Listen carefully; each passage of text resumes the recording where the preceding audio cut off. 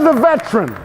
A veteran, whether active duty, discharged, retired, or reserved, is someone who at one point of their life wrote a blank check made payable to the United States of America for an amount up to and including his life. When you think about this, less than 1% of the people in this country serve in uniform or has ever served. So when we think of the numbers and what it means to be a vet, very few people have done that. So when I say thank you for your service, it's not a quick placating you, little slap on the back, thank you for your service. It's thank you for your service. Let's give him another hand. Let's give him another hand.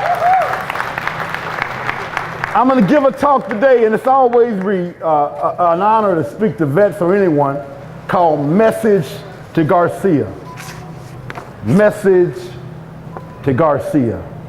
Back in the Spanish-American War, we need to get a message to Garcia. You may say, well, who is Garcia? Garcia was actually a guy on the island of Cuba, and President McKinley needed to get a message to Garcia because he was going to help us fight. They called on one man, his name was Rowan, Major Rowan, R-O-W-A-N, Major Rowan. They called him up, they said, Major, we need you to get a message to Garcia. No problem. He took the message, put it in an oilskin pouch. He got on a big boat. He got on a small boat. Next thing you know, he backstroke, side stroke to the shore. When he hit the beach, he had a K-bar in his mouth. That's a knife for people that don't know. Marine Corps know about, y'all know about the K-bar, right? Got some devil dogs in the room. Flipped his compass out, traversed the island, and 3 weeks later got a message to Garcia. He didn't ask, how do you spell Cuba? Is that French or Spanish? He didn't say, am I getting paid overtime or time and a half?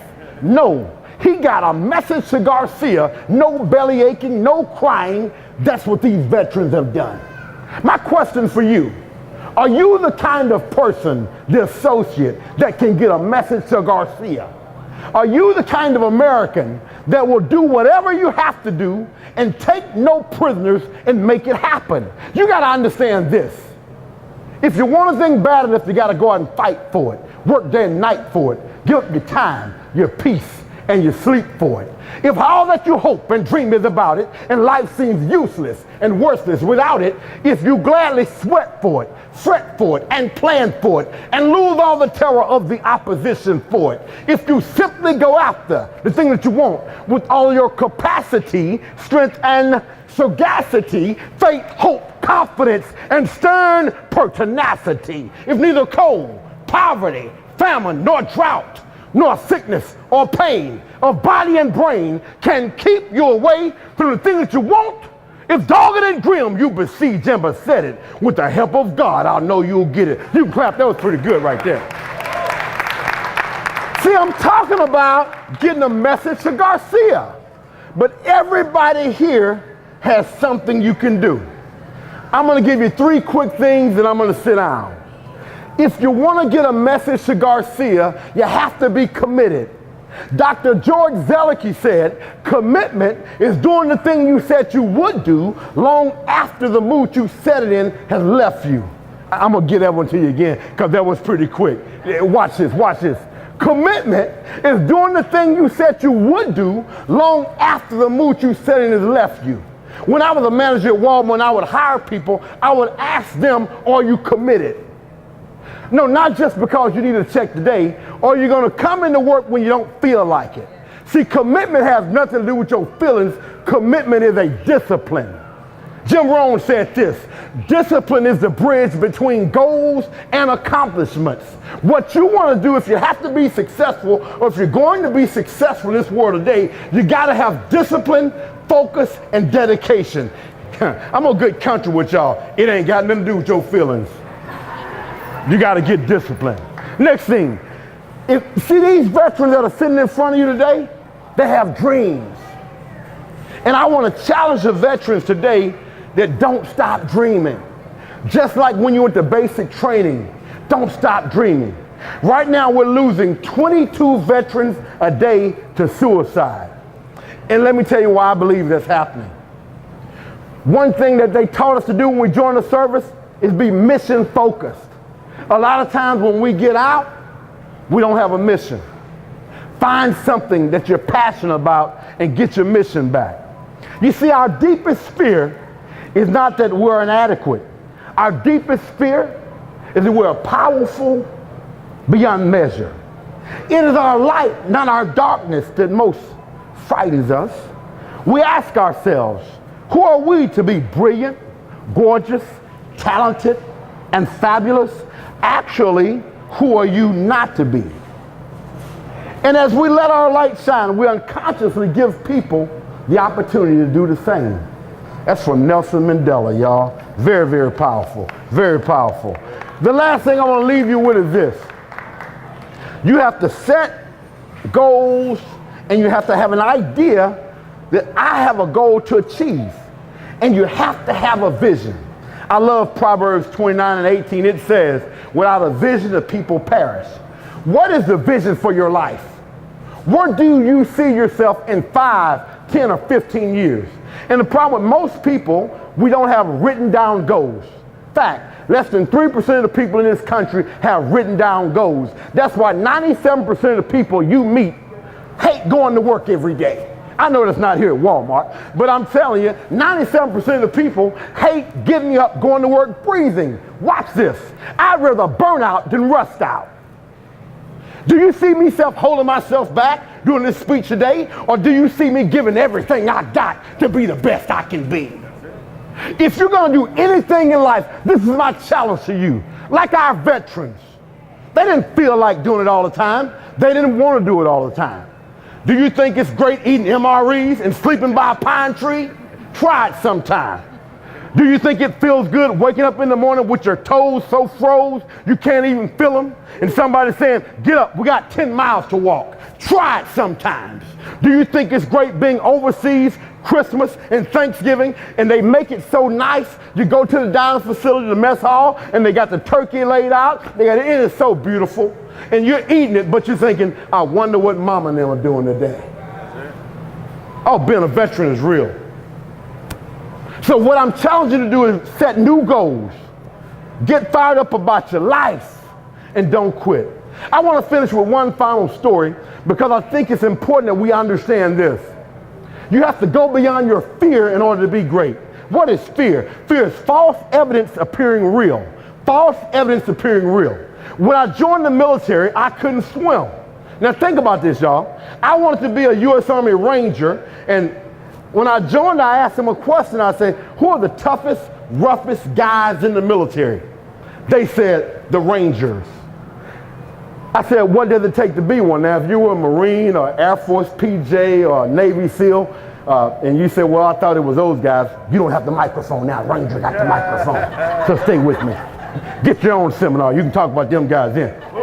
No, I love y'all. I just having fun with y'all. I love y'all. They said, now what does it take? I said, well, they said, you got to pass a swim test.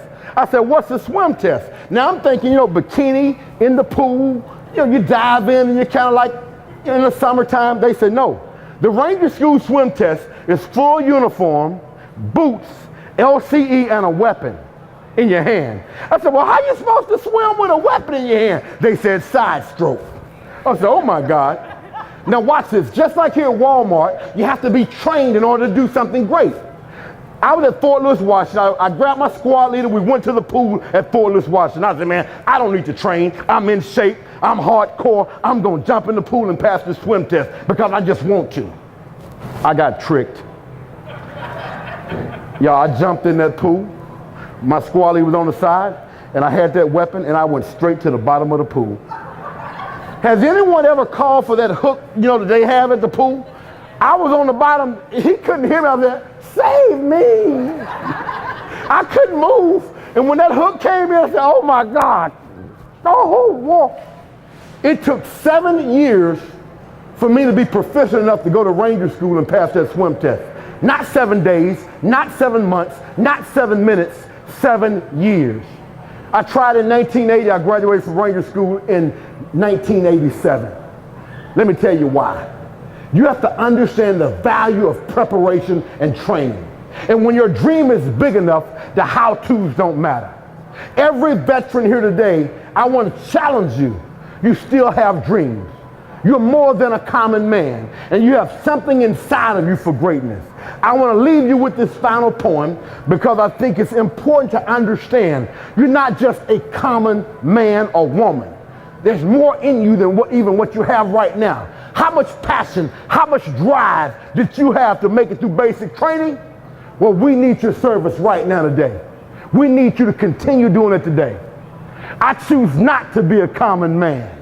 It's my right to be uncommon if I can. I seek opportunity, not security. I do not wish to be a kept citizen, humble and dull for having the state look after me. I want to take the calculated risk to dream and to build, to fail and to succeed. I refuse to live from hand to mouth. I prefer the challenges of life to a guaranteed existence, the thrill of fulfillment to the stale calm of utopia. I will never cower before a master, nor bend to any threat. This is for everybody's last verse. It's my heritage. Oh, you didn't get it. You see, people died so we can have this ceremony here today. I don't care if you're black, white, Asian, or anything. Yeah, listen, you got to get this last part. And you got to point to yourself if you're here, because somebody paid a price for you to be here. Point to yourself, y'all. And everyone repeat after me. Say, it's my heritage. Oh, come on. You got to say it loud. Give grandmama better respect than that. Give your grandfather better respect than that. Everybody point to yourself. It's my heritage. It's my heritage. No, you got to give your grandparents more respect than that. They work 18-hour days, so you can't complain about the air conditioning not right at Walmart. Come on, do them again. It's my heritage. It's my heritage. To stand erect. To stand erect. Proud. Proud. Bold. Bold. Proud. Proud. Bold. Bold. Proud. Proud. Bold. Bold. Unafraid. Unafraid. Unafraid. Unafraid. Unafraid. Unafraid. To face the world. To face the world. Boldly. Boldly. And say. And say. Don't get tired. And say. And say. Get ready to point to the sky. We're going to finish strong. Here we go. Come on. Don't quit now. Here we go. You got to be tough right now. You got to be tough. Here we go. Let's finish strong. This.